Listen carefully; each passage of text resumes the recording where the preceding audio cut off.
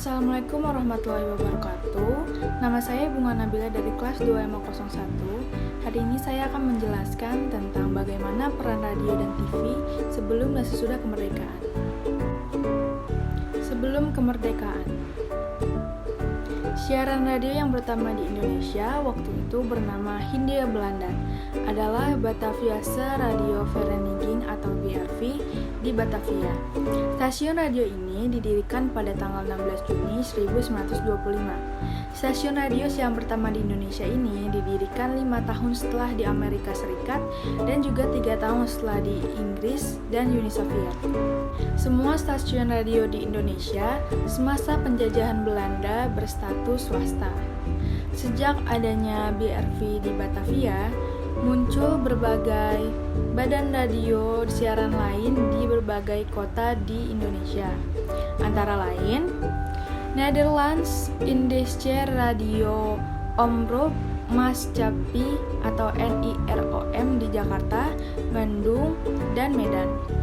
Solosche Radio Vereniging atau SRV di Solo, Mataramse Vereniging voor Radio Omroep atau MAVRO di Yogyakarta, Vereniging Oosterse Radio Luisteraars atau VORL di Bandung, Vereniging voor Oosterse Radio Omroep atau VORO di Surakarta, Channes in Inheemse Radio Luisteraars Vereniging Oost-Java atau CIRVO di Surabaya, Eerste Madiunse Radio Omroep EMRO di Madiun, dan Radio Semarang di Semarang.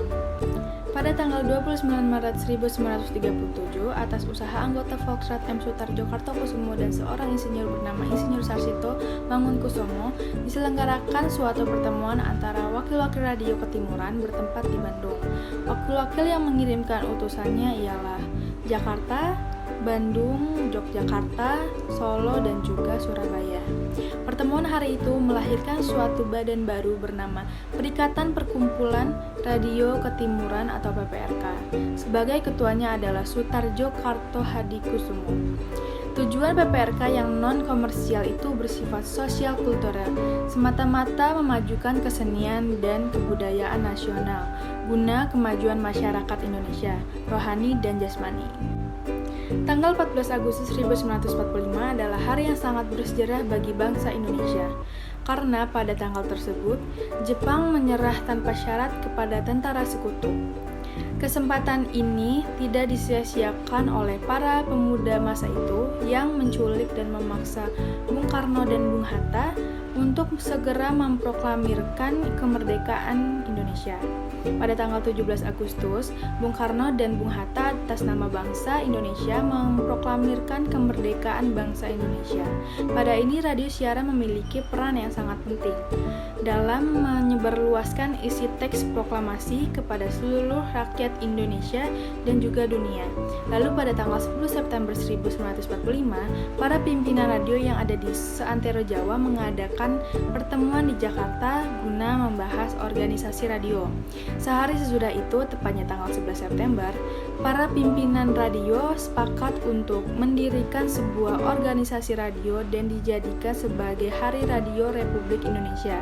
Setelah itu, pada tanggal 12-13 Januari 1946 diselenggarakan konferensi radio di Surakarta yang dilatar belakangi oleh situasi negara khususnya ibu kota Jakarta yang tidak memungkinkan untuk menjalankan roda pemerintahan. Konferensi radio yang dihadiri oleh perwakilan 8 studi RRI menghasilkan keputusan bahwa Radio Republik Indonesia berstatus sebagai jawatan pemerintah dan berada di bawah Kementerian Penerangan serta diharuskan untuk menjalankan politik pemerintah. Setelah kemerdekaan, sebelum Orde Reformasi lahir sesuai dengan sistem komunikasi Indonesia dan sistem jurnalistik di Indonesia yang dianut saat itu, berbagai program jurnalisme radio atau jurnalistik radio dilakukan sepenuhnya oleh Radio Republik Indonesia. Radio siaran swasta hanya berperan sebagai media hiburan, yakni dengan memutar lagu-lagu, sandiwara radio, dan lain-lain. Pada era reformasi, radio juga tidak luput dari pergeseran peran jika pada awalnya radio hanya berkutat sebagai media. Sejarah sistem penyiaran televisi di Indonesia dimulai pada tanggal 17 Agustus 1962. Pada saat itu, Televisi Republik Indonesia atau TVRI untuk pertama kalinya mengadakan siaran percobaan dengan menyiarkan peringatan HUT RI ke-17 dari halaman Istana Merdeka, Jakarta. Siaran percobaan yang didukung pemancar berkekuatan 100 watt tersebut mengudara dengan format gambar hitam putih. Memasuki tahun 1977, di beberapa ibu kota provinsi dibentuk stasiun produksi keliling atau SPK yang berfungsi sebagai perwakilan atau koresponden TVRI di daerah. Pada tanggal 1 Januari 1983, TVRI membuka sebuah kanal baru yaitu TVRI Programa 2 dengan jangkauan siaran terbatas di DKI Jakarta. Beberapa tahun berikutnya, TVRI di daerah juga membuka Programa 2 dengan konten khas hiburan, musik, dan berita lokal. Selama era 80-90, konten siaran berita TVRI berada di bawah kendali pemerintah Orde Baru. Mengingat saat itu TVRI adalah satu-satunya stasiun televisi di Indonesia, hiburan musik dan film yang disajikan menjadi primadona. Tayangan Piala Dunia, Olimpiade, Asian Games, SEA Games, hingga kejuaraan dunia bulu tangkis menjadi program unggulan. Pada tahun 91, TVRI berbagi frekuensi dan jam siaran dengan Televisi Pendidikan Indonesia atau TPI. Misi yang dibawa pada saat itu ialah memberikan materi pelajaran dan pendidikan yang disampaikan lewat televisi. Memasuki era reformasi bersamaan dengan dilikuidasinya Departemen Penerangan melalui Keputusan Presiden Nomor 355 Tahun 1999 tentang pembentukan Kabinet Persatuan Nasional, status hukum TVRI mengambang. Tahun 2000, status TVRI berubah menjadi perusahaan jawatan perjalanan berdasarkan Peraturan Pemerintah Nomor 36 Tahun 2000 tentang pendirian Perusahaan Jawatan Televisi Republik Indonesia tanggal 7 Juni tahun 2000. Pada September 2001 diterbitkan Peraturan Pemerintah Nomor 64 Tahun 2001 tentang pengalihan kedudukan, tugas dan kewenangan Menteri Keuangan pada perusahaan perseroan atau persero, perusahaan umum perum, dan perusahaan jawatan atau perjan kepada Menteri Negara Badan Usaha milik negara. Dengan terbitnya PP 64 tahun 2001 ini, pembinaan perjan TVRI dari Departemen Keuangan dialihkan kepada Menteri Negara BUMN. Status TVRI kembali berubah pada tahun 2002, yakni menjadi Perseroan Terbatas atau PT TVRI di bawah pengawasan Departemen Keuangan RI dan Kantor Menteri Negara BUMN. Status hukum tersebut diatur dalam Peraturan Pemerintah Nomor 9 Tahun 2002 tentang pengalihan bentuk perusahaan jawatan atau perjan.